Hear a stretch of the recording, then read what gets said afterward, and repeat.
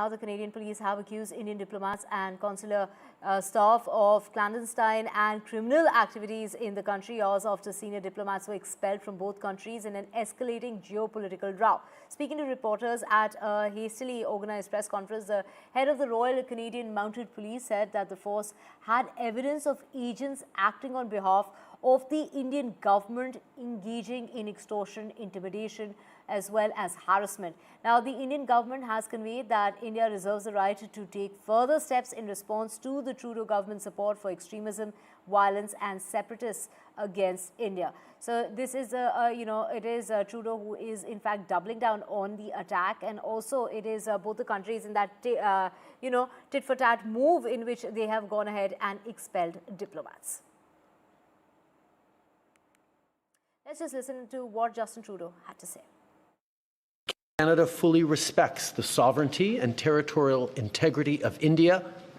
We expect the Indian government to do the same for Canada.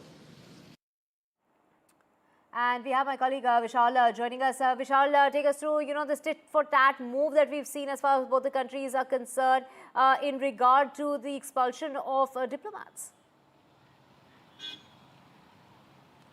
So yesterday, the Ministry of External Affairs released a statement in which it said that the government of Canada had contacted it and said that there were 6 persons of interest in this case of killing of a separatist leader in Canada.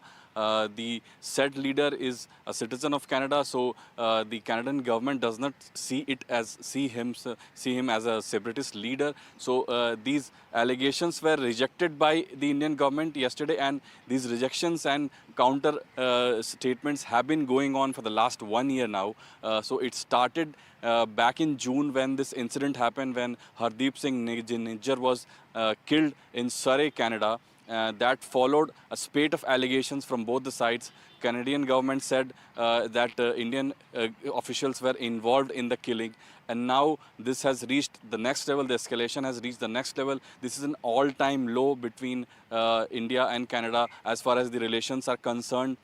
So the latest is that both the governments have, done some tit-for-tat statements and expelled about six odd diplomats from both the sides, and so this follows a series of allegations, as I mentioned, and it remains to be seen what kind of further actions will be taken. But as you played earlier, the statement of Justin Trudeau, who said that he wants to maintain a relationship with India, but also in the same press conference he has gone on to heavily criticize the Indian government, saying that even though the Canadian government was ready to share some evidence in support of the case that Indian agents were involved in the case, the Indian government has not responded, has not replied to its requests, and has not really made progress, has not really helped in making progress in the case. So these counter allegations have continued, and the ties are at an all-time low.